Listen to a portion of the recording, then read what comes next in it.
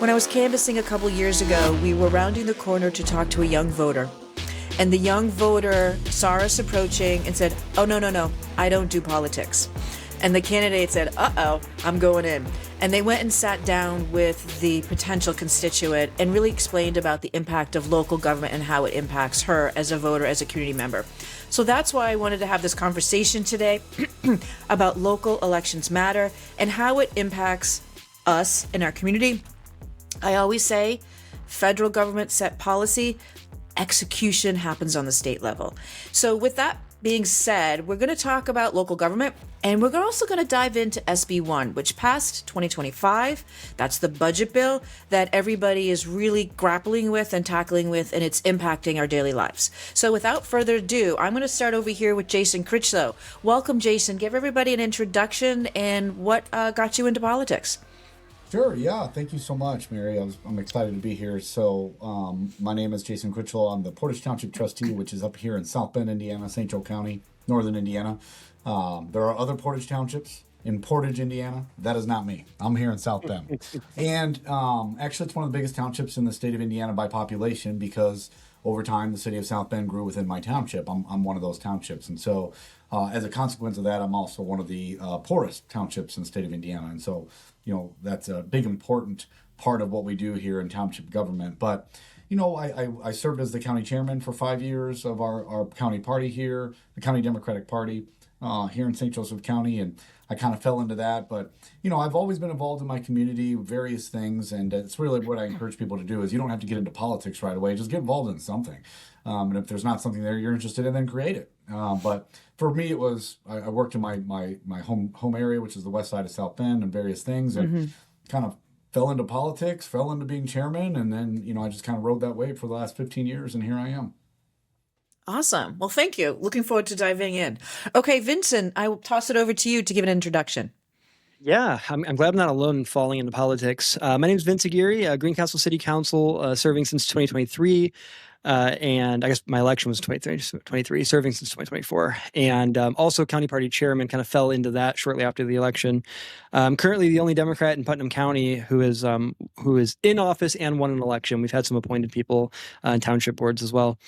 I really always been aware of politics and the impact of politics on my life. I've never been the person who said I don't do politics, but never active, really. Knocked doors for Obama, but beyond that, didn't do much. My grandfather always had CNN or NPR on. I always kind of followed, even as a kid, what was going on. But in 2023, after having my first son, took a vested interest in understanding how local politics can impact my life, and decided to run for city council after our city council did some changes to streetscapes that I thought would make streets less safe for kids. And my letter to the editor didn't work. So I said, you know what, let's do this. Ran for city council and then fell into a lot of things after that. And that's kind of where I'm at, and really, really, really a believer in local government. Wow, you're framing that up perfectly for our first question, because when I work with candidates, the first thing I say, it's not about you.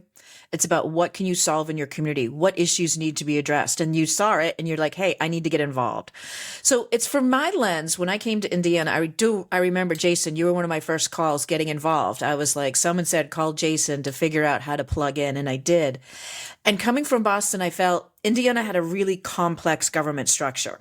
And I was trying to understand, and that's why I'm going to kind of go through some questions, because a lot of folks will really feel like the federal government is letting them down. And they don't see the through line through our local government, through our state government. So here's my first question that I want us to dive into. When I was doing the research for this conversation, I was really surprised at the large number. Indiana has one of the most complex local government systems in the country, with over 3,200 various units of local governments. As a trustee and city council member, could you explain how your role fits into that ecosystem and what unique services come under your domain as trustee and as city council person? And Jason, why don't we start with you? Yeah, absolutely. And I'm glad Vincent framed it up real nice, because ever since, I teach civics classes, I do all kinds of stuff. Local is where it matters. I always say the federal offices are the sexy ones, but the real work gets done right here on the local level. I mean, I have Republican elected officials. I'm a Democratic elected official. I work directly with Republican elected officials that I adore. that, I think are great and do great things. I love working with them. And, they know what team they play for. I know what team I play for. But this cat and dog show that you see in DC, it doesn't exist like that on the federal level until you have bad actors, which we have now, that start introducing that into your local area. And we have that in St. Joseph County. They're trying to federalize every single issue. But that notwithstanding, yeah, I mean, it's everybody. On one hand, there are folks that would call that sort of level of government redundant. But you don't have numerous, well, I think the clarity that you want to make is you don't have numerous units of government doing the same thing. And, school systems are going to be included into what you just described there. Library systems are included in what you just described there. And so in a county like St. Joe County, we've got several different school systems. We've got several different libraries, in fact. And that might sound weird, but when you look at a county like St. Joe County, which is a big county with 300,000 people, 2 urban centers in the middle of it, and then we got kind of some small towns. Now, if you look at one of those small towns, they're going to have a strong opinion about folks like me from South Bend. They don't live in South Bend. They don't want to live in South Bend. They have their own library. They have their own school system. It's not necessarily a bad thing. And it's one of those things that they know what their people want. They know what their people like. People move there for that. And I think that's just a very American thing. And so when we talk about, like, for me, I have the city of South Bend that exists within me. So ask me if I do parks. I don't do any parks. I could, but why would I? South Bend's got an amazing park system. I do have a fire department. And here within the city of South Bend, the township government looks after the folks that are struggling the most. We provide a lot of assistance to people in a lot of different ways. Could the city of South Bend do that? Could the county do that? Probably. Would they do it as well? Would they focus on it as much as a hyper local form of government? Probably not. Yeah. And then when you look at those small towns and you look at that township that's over there, I say Granger, where you were kind of talking about, Mary, where you're from. Who's going to care more about Granger than the Harris Township trustee, who he is the local government up there? Exactly. And so when you say they're overlapping, I always try to provide clarity that doesn't mean they're doing the same things. They're really not. They're very hyper-focused forms of government. Happy to kick it over to Vincent there. Yeah. Yeah, no, I think you nailed it. And I think before I kind of jump into city council, I think one of the issues I see is there are some areas and some positions where maybe the person who's elected isn't quite executing, right? Like I point to you as someone who is taking a role that you are executing in it at such a high level. So it's easy when you look at some people out there who are in a role like yours, not really doing much, like, oh, why do we need this layer of government? But then I point people to you, literally to you, and say, look, this is what you can do. This is what trustees can your point, do. Vincent, though, they make us look bad. That's the debate. Yeah. And fellow townships get upset because it's like, man, you guys are making us look bad. You need to get it together. Yeah, absolutely. But as far as like the city council level goes, right? I love, I'm a little biased, but I love the role of a city councilor, right? And it depends on the city, and some cities have councilors or councils that maybe don't execute as much, but others do. And for those who don't know what the role is, it primarily involves managing the budget, passing the budget every year, setting city code through ordinances, and then passing resolutions occasionally for various things. Some quick examples of what impact I've been able to make in a very short time period is creating the Dora district in our community, leading that to allow the designated outdoor refreshment area to drive tourism and have people spend more money in our community. That was done at a city council level. Some very routine things are, parking, zoning, those types of issues, but also executing more strategic plans. Some things I'm exploring this year are figuring out how we can incentivize, encourage, and also regulate more food trucks and mobile vendors in our community. That's something that can be done at a city council level. And things like that. So, some city councils just do street closures and the bare minimum, or kick a lot of things over to the Board of Works. Others take initiatives to use the powers that are given to us to improve their communities, everywhere in between. But those are the primary functions of a city council.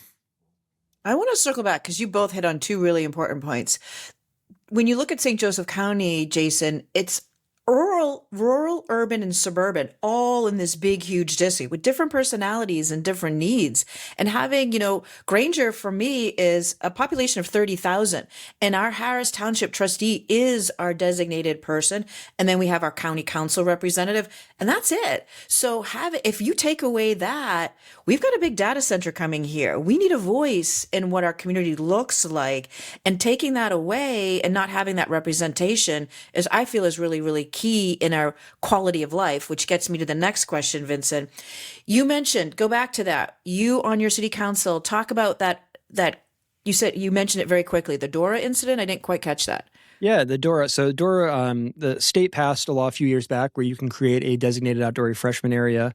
It has to be passed at the local level, so it was a local discussion to allow adult beverages to be taken out of restaurants and walked Nice. throughout the district to go shopping at our restaurants. So it was something that we had some really healthy debate as a council. There was differing opinions and different views about it, and eventually we passed a Dora district, and we have to be one of the first smaller towns to pass. I think there might be up to 20 cities now, cities and towns who have passed it. Danville, I know, just recently passed one. But, Yeah. we have, I think, 15 or 16 participating restaurants that within the district, there's 7 or 8 retail opportunities, and seeing just really big success from that. And that was something that, while the state allows us to do it, it was locally controlled. And as a counselor, I was able to initiate that. And who knows if it would have been initiated without me on there. But it's just one of the cool things that you can actually do as a city councilor outside of street closures and things like that.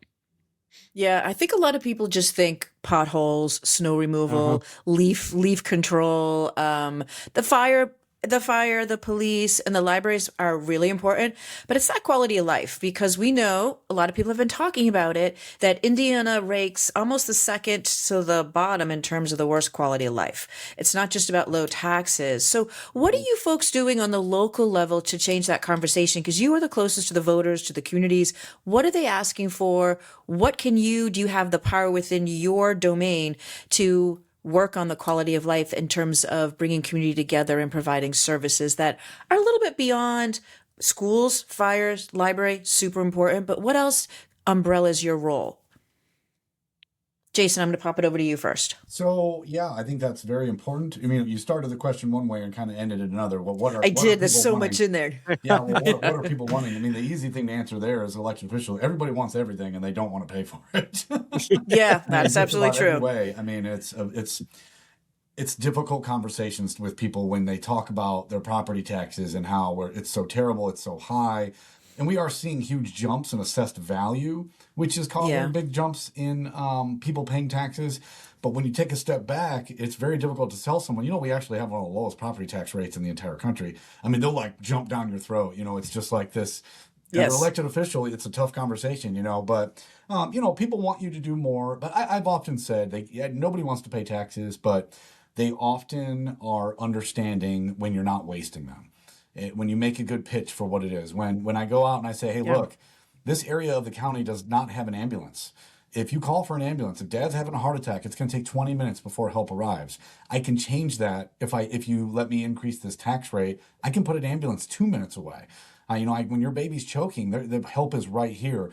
It Right. changes the narrative. They still don't love that, but you're making the pitch for it and you're being transparent and honest. But when you talk about quality of place, I think for folks like Vincent and I mean, that's sort of our bread and butter. Yeah. This isn't the federal government or the state government. We're able to really react quickly to what people want. Here's a great example. Here in South Bend, we didn't have a permanent senior community center. A lot of cities like Mm-hmm. ours didn't have one. There was one. It went away. And the township was able to identify that and say, well, we've got a building here like that's empty. Let's turn that into a senior center. We got a nonprofit partner that comes in, operates it for free. We give them the space for free, and we maintain the building for them. Now we have a permanent senior center here, and it's one of the funnest things that I've done. One of my proudest things, because it's a great moment for connection and engagement with a population that is seeing huge jumps in Huge. suicide, Yeah. Huge. Yeah. Yeah. huge jumps in suicide with Yeah. our elderly population, and it's because of the social isolation. So as a local elected official, to be able to say, like, I can't change the world today, but maybe I can change somebody's world today, The that's nugget. a huge Yeah. impactful thing to do. And so being able to respond to those needs very quickly as a local official is amazing. Yeah, Yeah, there's so many things in there that I want to jump on before I toss it to you, Vincent. Is sure. with local government and that tension that happens between I want my taxes low, but I want services. It's almost somewhere along the line that social contract is broken. That idea that we do things collectively together to rise up and to develop nice communities. Because you hit on a huge thing that's happening over here in Granger. People are aging in their homes, and that tension between can I really afford to downsize? Can I afford to go into assisted living? That reality and a lot of those conversations are happening where people really can't. It's a lot of money to go into an assisted living. People want to stay in their home. Community centers provide that opportunity with some additional services, whether it's transportation to medical appointments, whether it's just having a place to go to for a book club or for our elderly services. And Granger is starting to feel the pinch because I hear that in my conversations with community members that people are struggling in our age bracket, sandwich generation, focusing our kids, but also have to run around because our parents need it. So talk to me about where you think that social contract disintegrated, where we're not talking about what really is needed in our community, as opposed to, we know we got the culture wars, but where that divide start happening instead of looking at our neighbor as somebody that we can lift up and work together to solve problems. Yeah, I think a lot of that is probably the dumbing down of society. These things right here have probably ruined, a lot Yeah. of things for us. But yeah, there is a lot of, I mean, when we look at the immigration issue, that's a great one where it's like you'll talk to Yeah. someone and they'll say, yeah, it's terrible what's happening to those people. They're being taken off the street, but I don't know anybody that's happening to. So, and it's tough for them to go like, well, what's the next logical step and what's the next logical step. It is, I don't have the cure for that. I do think we still are a community that cares. I think we like to complain while we care. I get a lot of, Mm. oh, Jason spends a lot of money over there, but he's helping out these poor folks, blah blah blah, what I mean. So you have to be able to balance on that. But the social contract thing, it's always existed, whether you want to point to it or not. As a taxpayer, I pay for things that I don't use all the time. Now, Yep. people will be quick to point out, well, Jason, I don't like that you're fixing up this fire station over there. That doesn't service me over here, yet my tax dollars are going to it. And it's like, well, true, but you also pay for schools, and you don't have any kids in these schools, and you should, because the school creates the community. The fire station creates the community. Your area, Mary, Granger, anybody from Granger, and there's 20,000 people up there, can come and use the senior center here in South Bend. Now, that was built by South Bend taxpayers. That was not built by Yeah. Granger That's a good taxpayers. point. But nobody's going Yep. to stop you at the door and say, we're checking Yeah. IDs. I Yeah. mean, and it's one of those, I think it's up to us to make those connections and just sort of like, that's what's hard, especially for, in politics these days, is you have to be able to confront your own constituents sometimes and just hold up the mirror and say, hey, look, I understand that you're mad about it. You don't want your tax dollars going over here, but I don't get a say in a lot of things, like Yeah. in the end, Yeah. it's about all of us. And so it is hard. It is hard to just have those tough conversations. I do think we care. I do think that engagement does still exist. It's just the way we talk about it isn't there anymore.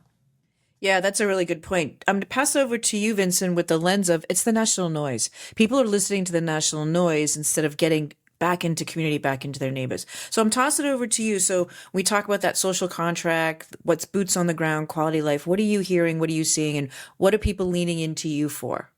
Yeah, I think the national noise is an interesting thing to kind of frame this with. I'm 35 years old. I'm not going to pretend that I can remember much further back than 1996. But obviously with the extended use of technology, cell phones, algorithms, we can be more easily divided than ever, right? Yeah. I have a few pieces I've written on my business website since 2016, kind of highlighting the algorithms, the micro targeting, and how you can really force people to think a way without them even realize you're manipulating them to think that way.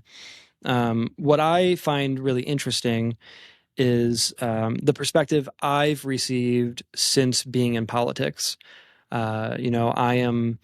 I try in everything I do to lead with respect and integrity and patience and kindness, which Mm-hmm. leads to a lot of conversations with people who I don't agree with, but respectful conversations. And in those moments, those one-on-one moments, I hear the phrase often, "You're my favorite Democrat. You're the only Democrat I like," whatever that is. And I think it's a twofold issue, right? When you're in an area where you are a perceived minority, at least, if not actually the minority, you're less likely to share your beliefs, right? So in my community, Democrats are less likely to proudly say, "Hey, I'm a Democrat," which leads to a lot of really great people who have Democratic beliefs, tendencies, voting patterns, not being known as Democrats, right? Like, oh, I didn't know so and so on the school board's a Democrat. They're fantastic. So and I'm sure Yeah. it's the same thing, in a large city. If you're a fantastic Republican voter, but you're afraid to share that, like I'm sure that happens. I'm sure it's not unique to rural Democrats. But it leads to even more of that tunneling, right? Where everyone around you thinks like you. You don't know people who identify as thinking otherwise, and it just continues. It perpetuates that system. So, the national noise is so hard to break through. But when you just sit down and talk to people, talk to your neighbors in real life without yelling, without Facebook Hmm. comments, you can break through that. And that's something that it's always been important to me, even from a young age. If it's not politics, whether it be friends from different backgrounds, friends from different races and ethnicities, it's always been something important to me. So when I talk to people, especially people who are considering getting involved in politics at the local level, I encourage them to just be that representation. Right. Yeah. If you are being represented by people of a party that you have a mindset of what that party means, but you're seeing them do things that are really good for your community, it helps bridge so many gaps, not even just the political gaps. So you have to break through that noise, and that's when I question, why am I doing this? Which happens often as a counselor and as a party chair. I remember that. I remember those moments where, it might just be me and 1, 2, 3, 5, 10, 15 people on a local level. But if I can inspire 5 more people to do what I'm doing, that can be magnified, and we can break through those things. Still have passionate disagreements, but Yeah. also recognize on a human level where we do agree and what we do connect with. So at this point, I think I'm running on so little sleep from having a sick son this week. I don't know if I even answer the question, but hopefully that gets us to at least the next point.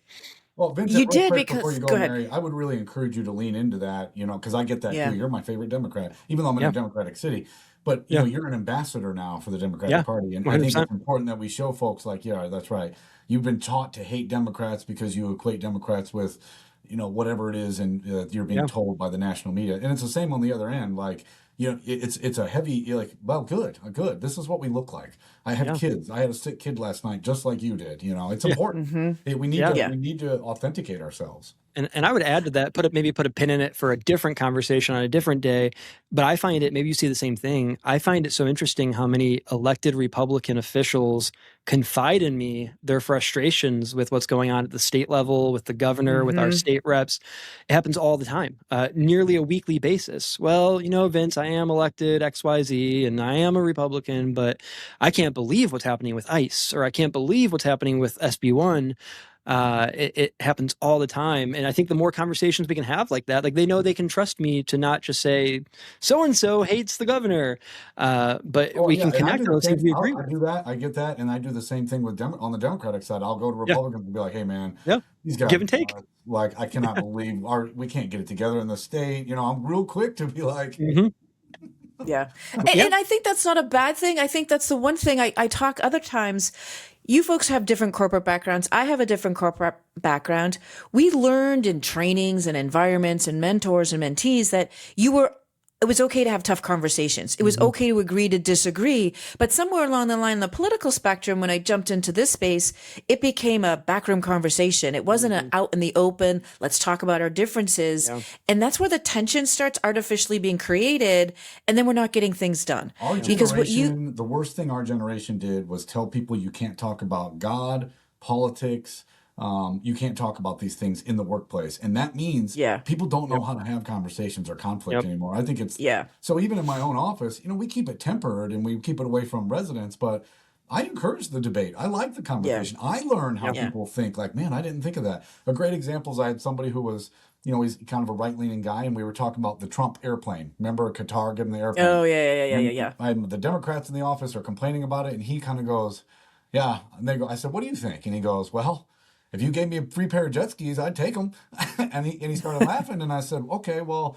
this is an evil kind of place, blah, blah. And he goes, I can say no to whatever they want, but I'll take the jet skis. And I laughed and we laughed together, but it was like, that's a pretty simple, that's America, man. How do I make that argument? So even as an elected official, it's nice to be like, that's my constituent, Yeah. Yeah, but you're humaning. I use that word a lot. A friend of mine shared that with me. We have to be more human when we have our interactions. You had a laugh. You had a connection. You're not the screen monster. He's not an ogre. And it was just something you could connect on where you might not still agree, but you could still have a laugh over it. And that's where the tension in any organization, the tension spot is where the beautiful solutions come from. Yeah. Because you're able to see somebody else's lens, and that's what we need more of. So that's why I just love talking to folks from this level of the electorate and the local governments, because this is where the magic happens. Yeah, this is great. So let me talk about the next thing, because let's pause for a question. Thanks, Josh. So how do we have conversations about faith and politics without getting too weird? Really good question. Who wants to take this first? And then I've got my thoughts. I mean, this is probably a very specific answer that maybe just applies to me, but what's wrong with getting a little weird? I mean, get uncomfortable. I come from a family, though, and I'm fully aware it wasn't a holiday at my extended family, 11 aunts and uncles, many cousins. It wasn't a holiday if we weren't having a debate of some sort. Sometimes an actual debate with anger and frustration, sometimes a playful debate amongst cousins, just making counterpoints. So I happen to be very comfortable in that weird space, but I think it's a healthy thing to exercise. And I think if you enter those conversations, at least one person's entering them from a very honest perspective of trying to learn and engage and share and not trying to win, I think that can really help the conversation avoid some of the weirdness. But I think it's okay. If you if you're traveling somewhere new and understanding the cultures that are not your cultures, it might be uncomfortable. You might call it weird at first, but if you take a step back and breathe and try to understand the cultural differences, it becomes to feel more natural. I traveled to Japan in high school, and in Japan, if you're slurping your drink or your soup, that means you find it delicious. As a 18-year-old, at first, I said, this is kind of weird. Everyone's slurping their soup. But your mama said, don't do that at the kitchen table, right? And you take a step back and you have a conversation, you understand it, and you come to realize that it's okay. We think differently. And I'll never fully feel comfortable slurping my soup. But sometimes if I'm at a Japanese restaurant and it's tasting really good now, I do that. So I think you have to lean into it. And it's hard at first, but I think if we all exercise that muscle, we'll get stronger together. Jason, what do you think? Yeah, I love the weird comment, because I agree. I mean, we have to get comfortable being uncomfortable. I think the real point is, people, it's okay to be uncomfortable. You just can't corner people. I think if you want to have the conversation, you got to give them an out. So I would never put someone in a room and be like, hey, we're going to start talking about Jesus here now, and I want to get your thought about Muslims. And if they go, yeah, this is kind of weird, but what do you got to say? That's one thing. If they go, I don't know, man, this is kind of not for me. And if I corner them and go, well, too bad, that's when you're getting inappropriate. I think you got to create the space for it. But you have to also respect. Respect's the right word. I have to respect the fact that you're not interested in this. But I could, for a great example, someone, I'm up here in Notre Dame country, right? What's everybody walk around yesterday with, Mary? They've got ashes on their forehead. All over their face. That's weird. That's kind of a weird, if you just take a step, I mean, I was raised Catholic. We all did it. But if you take a step back, it's just like, well, that's kind of weird. Like, it is just weird, but like, you can have a laugh. It can be respectful. Exactly. It can be like, well, we do this because it represents this. That's the conversation. Like, so I think, encouraging people to ask questions. And, for me, it's a lot of racial. I've learned a lot of cultural difference, even in this job. You just can't be afraid to be embarrassed, When we were giving out get comfortable with uncomfortable. When we're giving out turkeys at Thanksgiving, and I've had Hispanic families say no, and I say, why? They don't want it. And they go, we don't use our oven. And then later I learned, like, well, that's a pretty common thing in Hispanic households. They don't bake, they don't use the oven that way. That's not weird. It's just, and I'm like, wow, okay, cool. Something that I know now, I mean, it's okay to talk about the fact that some people, like, our differences are okay. We were too taught that you don't see color and you don't see differences. No, we should see those differences. We should celebrate them. Yeah, that's our generation. I mean, Vincent, Jason, and I are on the same page with ages, and that was our generation. Yeah, we blew it. Don't talk about don't talk about color. And that was considered polite. That Yeah. was considered you're respecting somebody else's culture as opposed to leaning in and learning. And I Yeah. You think know, that's where my you thought, don't, when you talk about privilege, and I'm not trying to take us off, but like I've yeah, had so many moments where my own privilege has been like sort of pointed out to me in very, meaningful ways where I have my best, one of my best friends is a black guy. I'll make a joke about something over here, and he goes, "Man, that don't bring." I was making a joke about a police officer who was standing over there, and he goes, "Man, he's fine over there. Leave him over there." And I was like, "Oh, what is he gonna do? It's the middle of the day. We're fine." But here I am, a 6 foot tall white man, and I perceive a police officer in a very different way than the. And that's okay. I learned in that moment, like, yeah, okay, my bad, man. Like, yeah, yeah. Yeah. But that goes back to humaning and being in relationship, because what I always say to folks that ask me this question is, when something happens or you hear something, I always say, ask the question, tell me more. Because right that first comment, you're already making a predetermined judgment, and it's an opportunity to ask more questions, live in the silence, listen.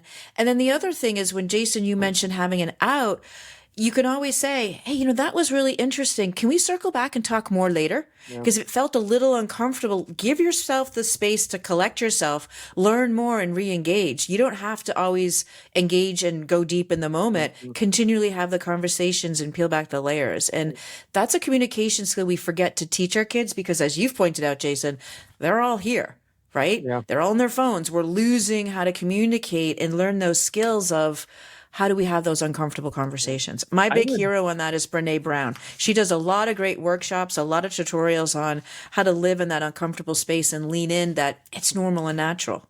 I would even add to that too, that just come into these conversations from a place of trying to learn, not trying to win. that's right. I Yeah. think algorithms, social media, even a 24-hour news cycle has gotten us to a point that a lot of times your instinct is, how do I change their mind? How do I win this argument? Just go into those spaces to learn. I mean, even if Yeah. in your mind you're thinking, I disagree with everything this person's saying, and maybe this person could use some more education on this topic, learn why they think that way, because something has led them to think this way, and whether you agree with I it or got a not, great example of it's that. their life. And it's again, you're not a bad person that you didn't know. You're not a Yeah. bad Yeah. person. My son has a friend who's black, and he was over at our house. They wanted to go somewhere. I dropped them off. They were walking around the park, and then I thought, well, I better call his mom and see if she's okay with it. She wasn't. And then I was kind of annoyed. I was like, these boys are fine. They're 15 years old. I went and picked them up, brought them back, and she sat me down. She goes, it's just we haven't had the conversation yet with him as a black teenager. Exactly. I knew you were going with that. And I Yep. felt about this small. And I remember going, dude, I will never do that again. Of course. How did, like, that's privilege, and I'm not a bad person, but I needed to know that, like, Yeah. Yep. It's everybody, it's different life experiences. But you enter that conversation when you call the parent and say, hey, teach me what's going on. And you're in a relationship with that parent, and they felt comfortable enough for you to share with that so you could be in the learning curve. And I think that's the beauty of getting to know our neighbors, getting to know our community, being super local. I was reading, I don't know if you guys ever follow, I'm going to blank out. Amanda Littman. I can't believe I'm going to blank out. She had a challenge for herself in 2025 every weekend to invite new people over to dinner. Wasn't going to be fancy, bring the kids, but have different conversations, meet different people in the community. You know how you go to an event, like, oh, we should get together. Yeah, call me, and you don't. Well, she made it intentional to open up her network, her community, her circle, and to have those conversations and have learnings and learn about people's life experience. Why did they move to New York? How did they get to New York? Where do they go to school? All those other things that involve with getting to know people change her perspective on a lot of things. So it's a fun challenge. Having those kind of community events. So here's a good question, which gets to the next point, because there's a lot of tensions in our community right now. SB1, it really slashed local funding. And when we talk about local funding at the local level, property taxes is one of the key sources of a revenue coming into the community. With that being said, there's a lot to get into on this one. I don't want. Where do you start? What I do want to start with is the property taxes. All said and done, the average Hoosier was really going to save $245 to about $300 annually.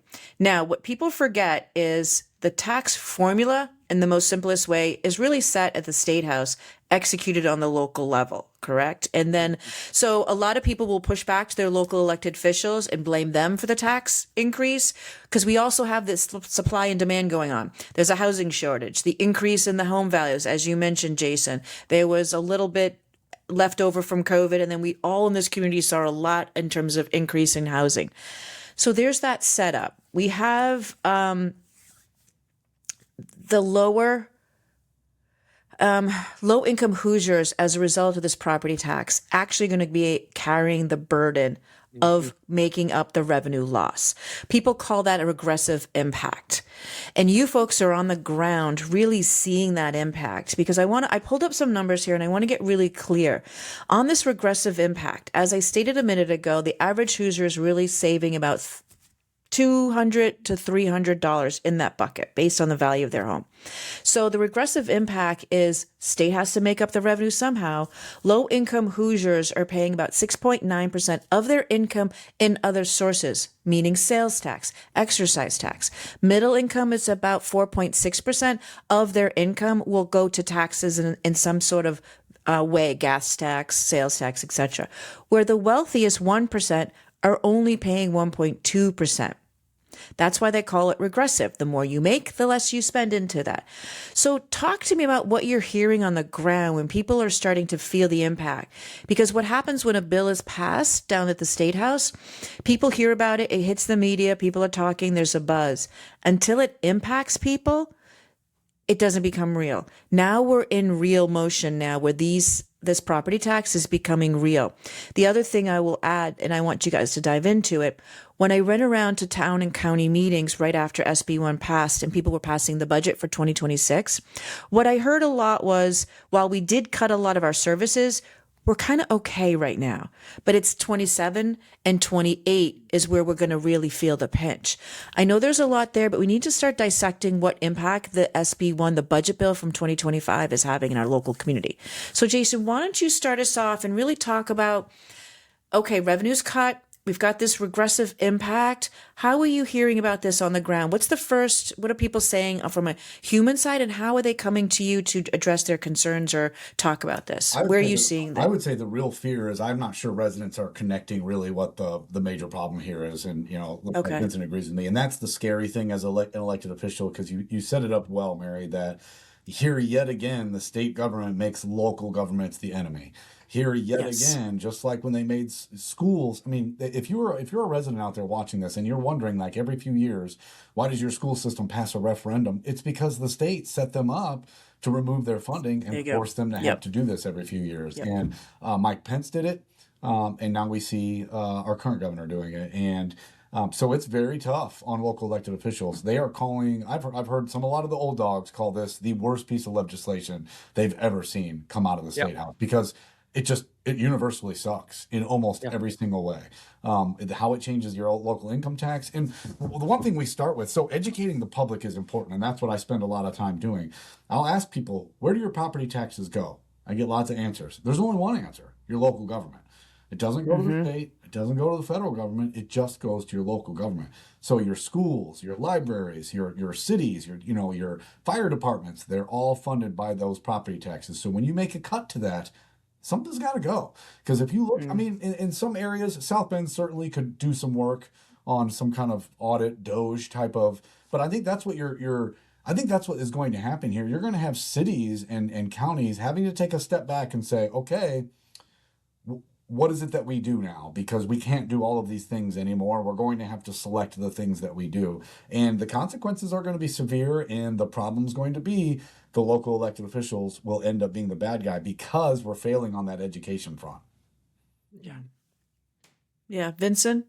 Yeah, I think the one thing that's frustrating me about all of this, and maybe this is common, but again, I'm new to the local politics at this level, is in my area. Again, I'm the only elected Democrat in my county, and a lot of the elected Republican officials who know this is going to hurt them are still beating around the bush. Oh, we're just not going to give raises this year. The budget's looking bad.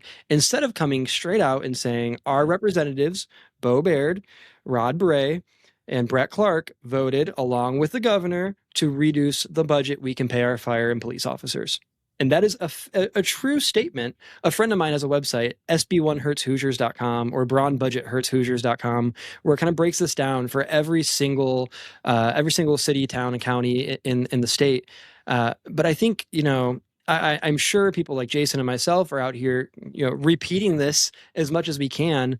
But when this is hurting, red cities and blue cities, red counties and blue counties, we need everyone to not be afraid to step up and say exactly what happened. And there are some. I think Mayor Chris Jensen is one Republican mayor I hear speaking out a lot. Austin Banta, I think, is speaking up quite a lot about SB1. But we need more. We need more Republican mayors and councilors and county commissioners just being honest. This isn't even politics. This is just the honest truth that this bill. Well, it's going to save me maybe $150,000 in my property tax because I have a very small, modest home. $150 on my property tax is going to cost me significantly more because they're forcing cities and counties to increase the income tax. That's where I was going to get to next, but thank you, because when we talk about tax relief, who is actually paying? Whose actually bills are actually going up is the question, and where is it going to come from, right? Yeah, all of our income. Yeah. Let's get to this question, and then I want to dive what they did to businesses, because there's a big dichotomy here. There's a big shift. There's a big division. So how do we, Josh, can you put the question back up? How do we, as local politicians, work with this legislation so our counties are least impacted? Really good question. I'm going to toss it to you, the elected officials, before I give some thought. You're both thinking. I don't know. In a perfect world, we should be able to call our state representatives and senators and explain to them and show them how this hurts us, and they should be able to listen. But I continue to see that fail. I know people in our community have done that, and they're friends with our state reps and senators, and it still passed. So I don't know how to work through the system to fix this. My gut instinct as someone who does marketing and social media and has a small following in a small community is to just continue to talk about it as loudly as I can, because the phone calls, the back office calls, the begging publicly for our elected officials to actually represent us isn't working. So that's why I don't know. Jason, you nailed it. Yeah. You nailed it, though. I'm going to jump in here and piggyback on that one, because what do we know from the 2024 election? As I talk about it over and over again, the three pillars that the Democrats lost on. We had 19 million people who did not show up in 2024 that showed up in 2020. How are we going to get people to move from couch to polls in this next election? And one of the things is we know the numbers of who didn't vote, but we really dove into why they didn't vote. One of them is Democrats have a really bad time owning the economic argument. We weren't people are impacted by economics. Secondly, which goes right into what you said, Vincent, is the MAGA community owns the airwaves. So it plays exactly into answering this question. We need to educate, and point the cause and effect and hold those elected officials accountable. We as Democrats, not everybody, will step up to the line and go, yeah, okay, I get it. No, we have to really point the finger back down at the State House and our elected officials who voted for them, and then show impact. We kind of dropped the ball, and as Vincent's shaking his head coming from the marketing world. There's a formula in this that we do a lot is when you want someone to buy a product, you got to show them why. Why are they buying the product? You bought this elected official. This is the impact they're giving to you. Now we need to offer a better vision and show what kind of impact it's going to be in the community. So if you're running for office out there, if you're a current elected official, we need to be having these conversations to show the through line, show the impact, who was at fault, and really own the new vision of what we can possibly bring. So Jason, I'd like to toss it back to you with that. Yeah, that question is tough because, there's not much you can do. It is what it is. We have to deal with the consequences of it aside from lobbying for changes. But I do think that the point is well made that we are not doing a good job showing people what they're getting for their vote. And, I think that's apathy starts to come in for that. Again, the sexy offices do tend to be those federal offices. And so in a state like Indiana now, it's a struggle. Because how do I convince someone to run for a congressional seat that they're going to lose? and that is difficult, but that's what's capturing the attention. So you're left with, on the local level, you're having to show people results. You're having to show them that you get it and that this is what I'm here doing. And, and I think you have to humble yourself and you have to be, authentic, and you have to open yourself up to the public now. You can't hide away. You can't run from the voters. I think you have to show when you make a mistake. I think you have to come out and say, I made a mistake. I'm sorry. Like, I'm trying. This is a tough job, and people are very forgiving of that. They understand. If they wanted your job, they would have ran for it. So it's easy for them to attack. And I think the other thing is that we got to get offline. We have to meet people where they are, but I do these videos, I do this stuff, and I will get people in the comment section like saying really nasty things to me. And I used to tell candidates, stay out of the comment section, and now I'm a little opposite. I'll dive in there. I'll get in there. I'll respond, and I'll clear up miscommunication. There's only so much you can do, but very often they won't pop back at you because there's like there's a real person reading this. We've become so ugly and so desensitized in this digital world that you forget, like, hey man, like that hurt my feelings. Sometimes I might just say that you hurt my feelings. Like we have to humanize these offices. It's our only hope. And I want to add to that too. I manage social media for businesses, candidates, for our county party, for myself.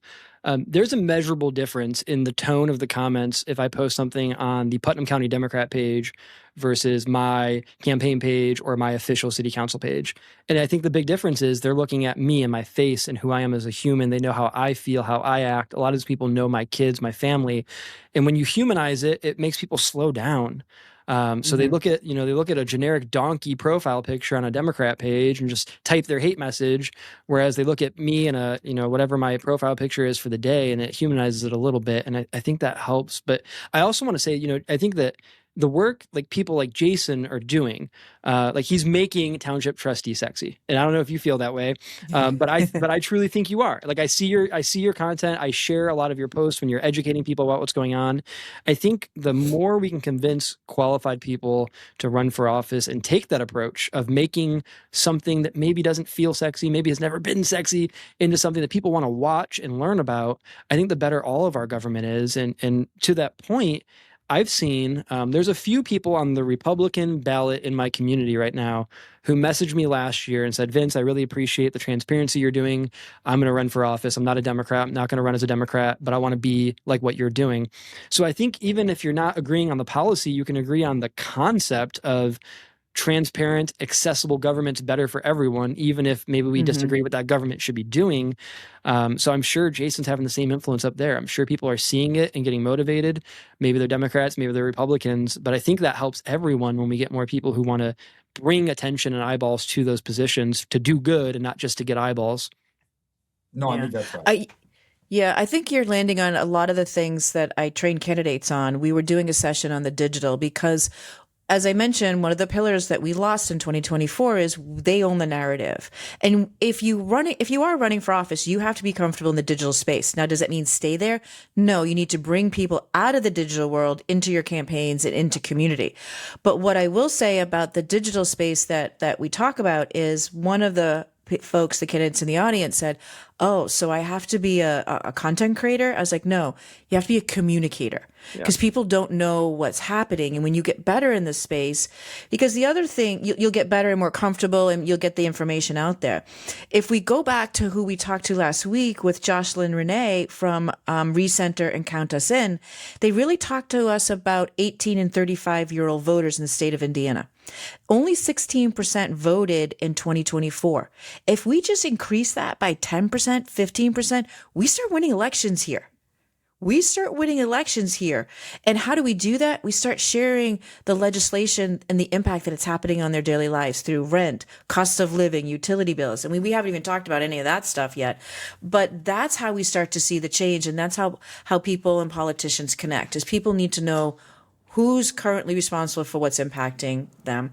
So great question. Keep the questions coming. I think that was a great segue into what I want to talk about now, because that bill is really still having its trickling effects down into the community, because I like to call it a shell game, because the state needs revenue. If they don't get revenue from property taxes, they're going to get revenue someplace else. Currently, the state of Indiana gets 47% from our sales tax. We have one of the highest sales tax across the country. I don't know if you guys knew that. And then, which is kind of interesting because the last bill that frustrates me is while I know we want to celebrate our small businesses in the state, businesses got a $2 million personal property tax exemption from SB 1. So there's this tension going on. Do we appease the business people so they can develop jobs and development?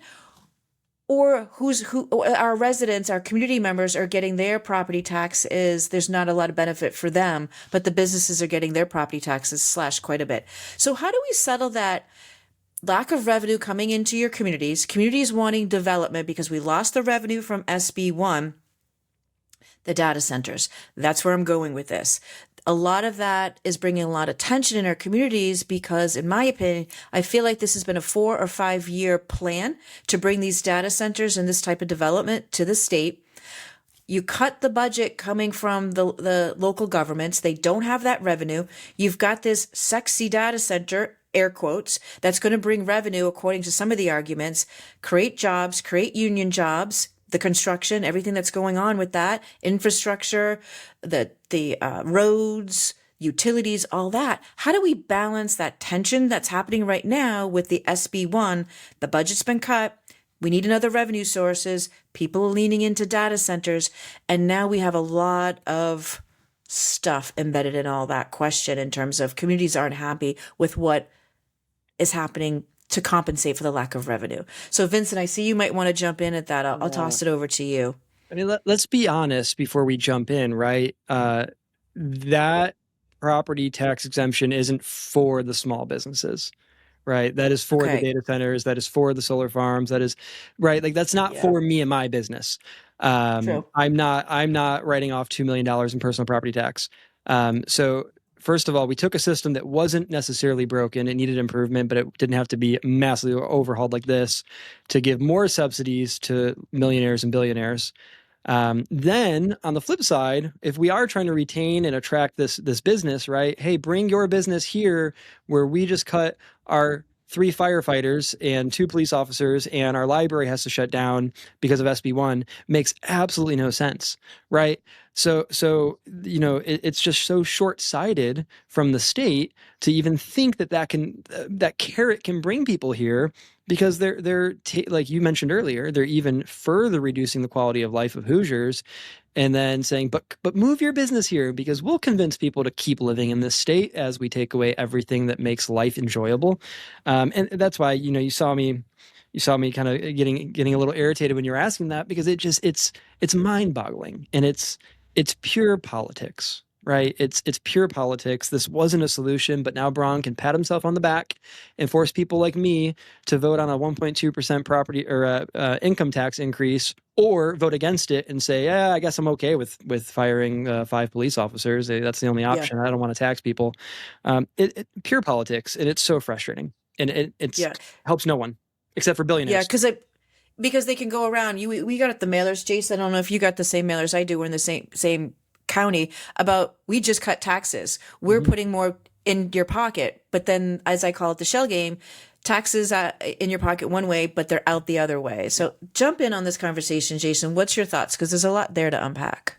There's a lot there. I'm always chagrined when somebody goes into we have to get rid of property taxes and just use a sales tax because I'm like, man, you're like singing the corporate tune. Exactly. And we see so much of that. We see people when we talk about voting against your own interests. My God, I mean, it's like, and it's because they don't understand. And so it is difficult on an educational front. When you talk about data centers, that's a tough position for Democrats right now. I mean, here in our county, we just had this huge battle. It was very divided, and I'm very close to our organized labor friends, and I'm very supportive of them, and for every reason that you should be supportive of organized labor. And I tried telling them because they were very supportive of these data centers. And I said, you guys got to understand, everybody's against these. Nobody thinks this is a good idea. Everybody is scared of this, and we really lost the messaging battle before it even began because we couldn't have an even honest conversation on it. But I think the big failure that was made was they messaged that we need data centers because of Senate Bill 1. And I think that to make up Yes. for Yeah. just exactly as you said it, Mary, well, we got to have the data center come in now because of all these cuts the state's making. Number one, to Vincent's point, like, to hell with you, state government. Like, you're the ones who did this to us. So don't Yeah. give me a Mm-hmm. false equivalency. Don't make me, like, well, I got to decide between a turd and a poop sandwich. Like, come on. So Yeah. it's taking the blame off of where it should. But number two is, I just don't think you're never going to win over residents by saying things like that, because I think they look at us and say, hey, that's your problem. I don't like the data center.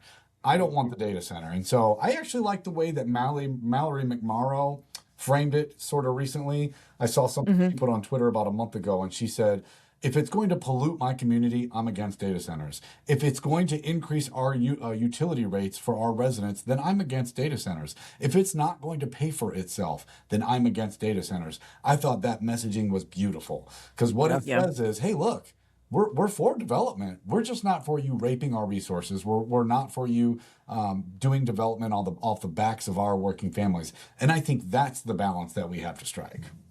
Yeah, Yep. I think that is so on point, because when you look at the issues that local communities and folks like you are trying to solve, it's lowering electricity bills, it's holding the utility regulation downstate accountable. It is finding housing opportunities for our graduating seniors out of college and high school who want to start a job.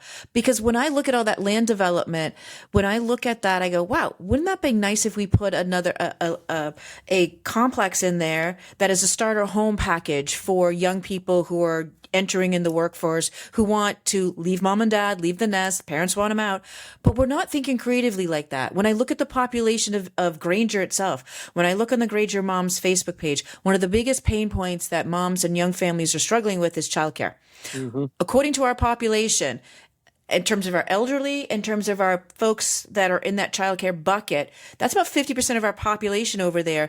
And according to the data, when I run the data, we should have about 11 childcare centers in Granger alone. That's not including over where Jason is in South Bend in that area.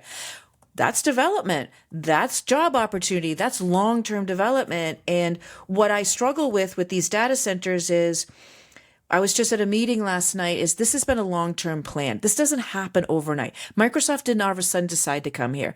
Amazon didn't just decide to come here. It was in their 5 and 10-year plan, and things had to be put in place so they can pull the trigger. And that's the through line that when we talk about who we're voting for on election day and on November, we have to really understand or see or show and educate.